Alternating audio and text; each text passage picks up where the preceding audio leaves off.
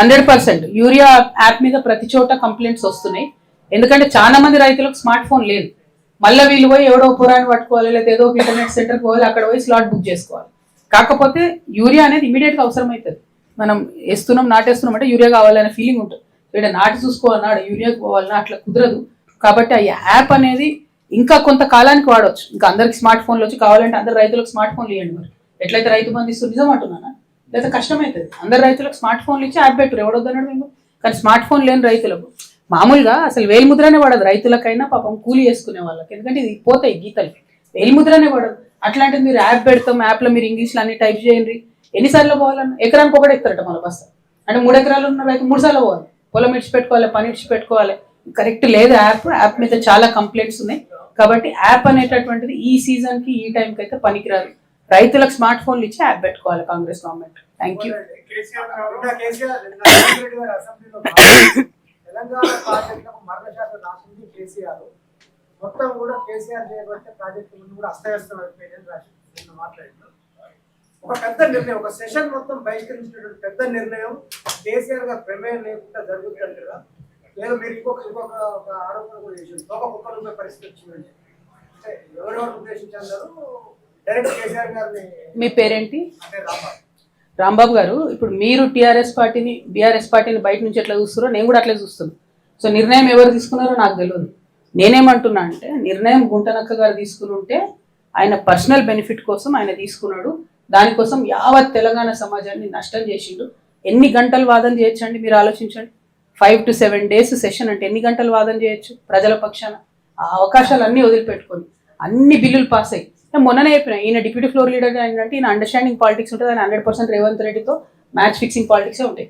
రేవంత్ రెడ్డితో ఫిక్స్ చేసుకొని నువ్వు కేసీఆర్ని తిట్టుకొని నేను సభ వేసుకొని వెళ్ళిపోయినా నేను అనుకుంటున్నా జరిగి ఉంటుందని. అట్లా కాదు, పైనుంచి జరిగి ఉంటే మాత్రం అది చరిత్రలో క్షమించని నేరం అయితే అవుతుంది. నేను మాత్రం 100% ఈయననే చేసి డిప్యూటీ ఫ్లోర్ లీడర్ గారు అనుకుంటున్నాను.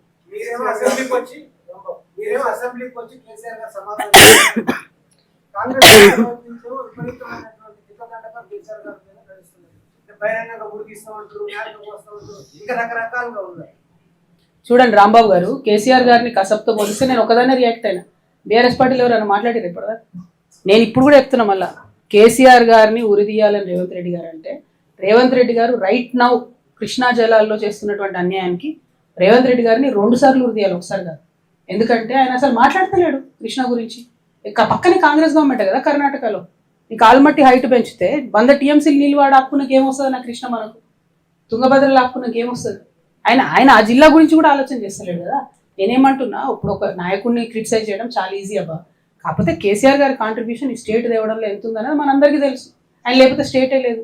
ఎంత మాట పడితే అంత మాట ఎందుకు అనాలి ఆయనను? అనకుండా టెక్నికల్గా ఎంతన్నా మాట్లాడుకుంటే బాగుంటుంది నేను కోరుకున్నాను. అంటే యాజ్ ఎ ఉమెన్ పాలిటిక్స్ డిగ్నిఫైడ్గా ఉండాలని కోరుకునే వ్యక్తిగా అట్లా మాట్లాడడం కరెక్ట్ కాదు. కేసీఆర్ గారిని కసబ్తో రేవంత్ రెడ్డి గారు పోల్చిందంటే మరి దేశద్రోహమే కదా 100%. నేను ఒకదాన్ని మాట్లాడు, బీఆర్ఎస్ నుంచి ఎవరైనా మాట్లాడినాను మీకు ఏమైనా వచ్చిందా క్లారిటీ? ఎవరు మాట్లాడలేదు, ఎందుకంటే వాళ్ళలో ఎవరి ఎజెండాలు వాళ్ళకు ఉంటాయి. అందుకే నేను ఇలా బయట ఉన్నా, వాళ్ళు లోపల ఉన్నారు, అది పరిస్థితి.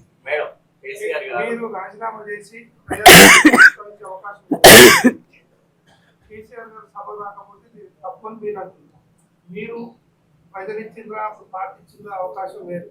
మీరు ప్రజా సమస్యలు ప్రస్తావించేందుకు మదనలో ఉండొచ్చు కదా, అది కూడా మీరు ఉన్నత కాలం ప్రస్తావించుకున్నారు ఈ టైంలో అన్న. ఇప్పుడు నైతికత అని ఒకటి ఉంటుంది అన్న, బేసికలీ నైతిక విలువలని కొన్ని ఉంటాయి. అదేంటిది? ఒక పార్టీ నాకు ఒక పోస్ట్ ఇచ్చినప్పుడు, ఆ పార్టీ నన్ను వద్దని బయటికి పంపినప్పుడు నేను ఆ పోస్ట్కి పట్టుకొని వేలాడితే చూరుకు పట్టుకొని వేలాడే గబ్బిలంలా ఉంటుంది తప్పితే డిగ్నిటీ ఉండదు. మన తెలంగాణలోకి ఉన్నదే రోషం కదా. ఇప్పుడు నేను ఆ పదవి వదిలిపెట్టకుండా అందులోనే ఉంటే రేపటి నుంచి బీఆర్ఎస్ అని అన్నంటది పదవి వదిలే నాకు అవసరం అన్న పదవి. పార్టీయే వద్దనుకున్నాక ప్రజలే ఇంపార్టెంట్, అలా కాదంటలే. సో నాకు చేతనైనంతలో నేనేం చేస్తున్నా, ఇలా సూర్యాపేటకు వచ్చినాను. మీకు గుర్తున్న కాడికి నాకు చెప్పండి అన్న, మన రాష్ట్రంలో ఎవరన్నా రాజకీయ నాయకుడు వెళ్ళి 2 రోజులు ఉండి ఒక్కొక్క జిల్లాలో ఆ సమస్యల మీద కంటిన్యూస్గా పనిచేసిన వాళ్ళు ఉన్నారు. నేను అన్ని జిల్లాలకు వెళ్తున్నా. ఎందుకు వెళ్తున్నా? అది నా నైజం. నేను జాగృతి పెట్టేటప్పుడు కూడా దాదాపు 1.5 కిలోమీటర్లు తెలంగాణ అంతా ప్రయాణం చేసి అనేక సమస్యల మీద అధ్యయనం చేసినాక నేను జాగృతి పెట్టిన, ఎప్పుడు 20 ఏళ్ళ కింద. ఇప్పుడు సేమ్ అదే చేస్తున్నా నేను. కాకపోతే పదవి అనేటటువంటిది పార్టీ పెట్టిన భిక్ష అయినప్పుడు దాన్ని వదిలేయాలి. అంత ఎథికల్ బ్యాక్గ్రౌండ్, కనీసం ఆ ఎథిక్స్ లేకపోతే పాలిటిక్స్లో ఉండలేము మనం. విక్రమార్క కానీ తమిళని వీరభద్రం కానీ వాళ్ళు పాదయాత్ర చేసి జిల్లాలలో 3 నుంచి 6-7 రోజులు తీసుకువచ్చి సమస్యలు తెలుసుకున్న పరిస్థితి ఉంది. మీరేమంటున్నట్టు ర్యాలీగా వచ్చినప్పుడు 2 రోజులు వచ్చినట్టు వాళ్ళంతా కూడా ఉన్నారు. వాళ్ళని కూడా మనం స్మరించుకోవాల్సిన అవసరం ఉంది. 100%. నేనేమంటున్నా, ప్రజలలో ఉండే నాయకులను ఎప్పుడు తక్కువ అంచనా వేయడానికి లేదు. సమస్యలు ఎక్కడ పరిష్కారమైనాయి, ఎంత మేరకు పరిష్కారమైనాయి. ఇలా బట్టి విక్రమార్క గారు డిప్యూటీ సీఎంగా ఉన్నారన్న అనేక సమస్యలు ఉన్నాయి, వారు పరిష్కరించవచ్చు. పరిష్కరించే స్టేజ్కి వచ్చినప్పుడు మర్చిపోవడం అన్నది కరెక్ట్ గా. నేను దానికోసం మాట్లాడుతాను.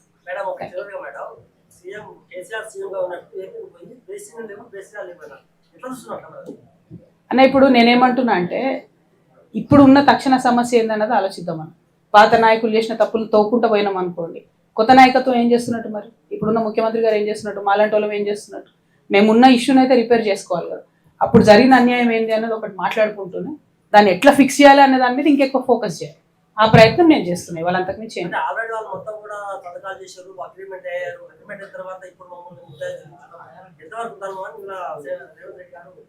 మీకు ఇంకో పాయింట్ చెప్తా పట్టన్న. ఇప్పుడు ఉమ్మడి ఆంధ్రప్రదేశ్లో పాలమూరు రంగారెడ్డికి 70 TMCల నీళ్లు ఉన్నాయని జీవో ఉంది. అది కూడా నిన్న ఫ్లోర్ ఆఫ్ ది అసెంబ్లీలో సీఎం గారే చెప్పారు.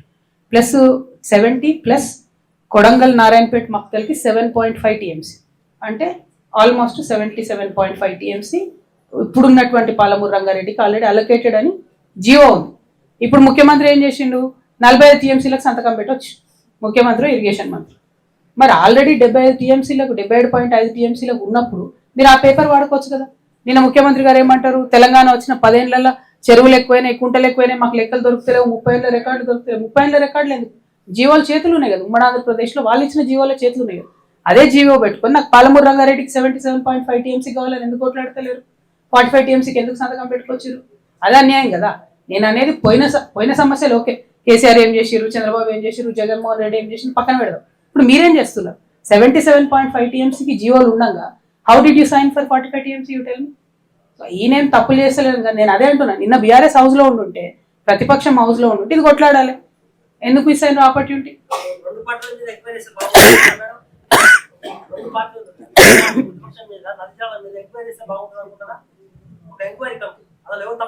ఎంక్వైరీ ఎవరు చేయాలన్నా? కేంద్ర ప్రభుత్వం చేయాలి. వాళ్ళకి మన మీద ఏమి ఇంట్రెస్ట్ ఉంది? లేదు కదా. ఇప్పుడు నేనేమంటున్నా, పాలిటిక్స్ అర్థం చేసుకోవాలి. బీజేపీకి తెలంగాణ పట్ల ఏం చిత్తశుద్ధి ఉంది చెప్పండి? లేదు. ఇప్పుడు ఇక్కడ ఉన్న వాళ్ళే వీళ్ళే సరిగా వేయకుండా వాళ్ళంటే చేతులున్న జీవో ఇడ్స్ పెట్టుకొని సంతకం పెట్టొచ్చి 45 TMCకి. ఇప్పుడు కేసీఆర్ని తిట్టడానికి సభ పెట్టుకుంటే ఎవరికి లాభం? ప్రజలకైతే లాభం లేదు. మాట్లాడుతురన్నా, నేనేమంటున్నా, మాట్లాడుతున్నారు.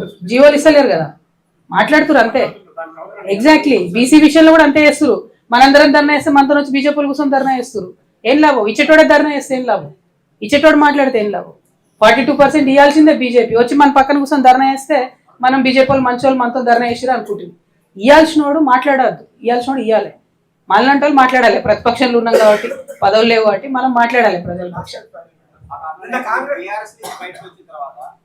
బయటకు రాలే, నన్ను బయటకు పంపిరు. క్లారిటీ.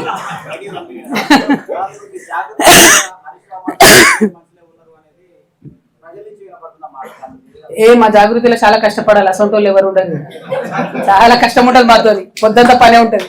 Thank you.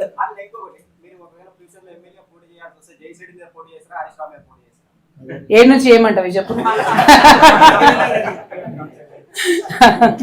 ఏమైతుందో తెలియదు. చాలా మార్పులు వస్తాయి. నెక్స్ట్ డిలిమిటేషన్ అవ్వచ్చు, మహిళా రిజర్వేషన్ రావచ్చు, కాన్స్టిట్యున్సీస్ పెరగవచ్చు, పెరగకపోవచ్చు, అన్ని కూడా 50-50 ఛాన్స్ ఉంది. సో ఫ్యూచర్లో చూద్దాం. ఇప్పుడు ఎందుకు తొందర?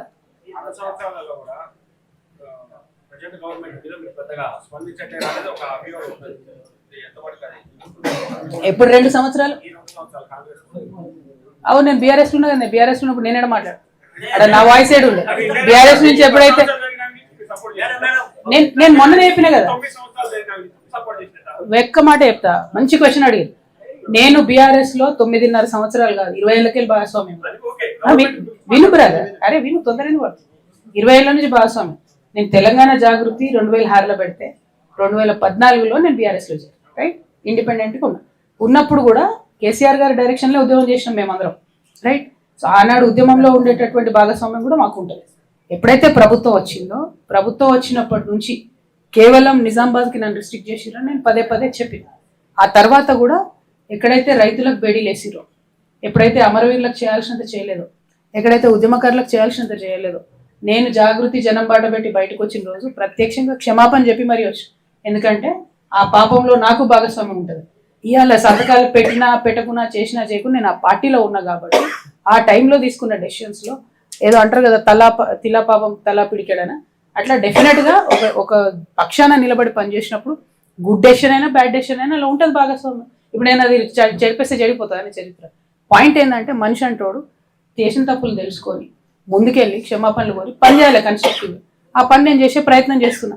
ఇక సక్సెస్ అవుతామా ఫెయిల్ అవుతామా ప్రజలు యాక్సెప్ట్ చేస్తారా చేయరా భగవంతుని దయ. ఆ time will only prove. Thank you. ఓయ్ చాలా విషయాలు ఉన్నాయి.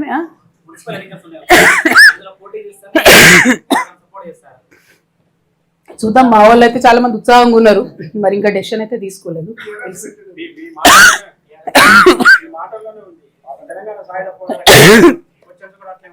అంతేనా? No problem. క్వశ్చన్స్ ఎంత బాగుంటాయి ఆన్సర్స్ అంత బాగుంటాయి. ప్లస్ జనానికి విషయం తెలుస్తుంది, ప్రజలకు తెలియాలి కూడా. ఏం పెట్టాలి?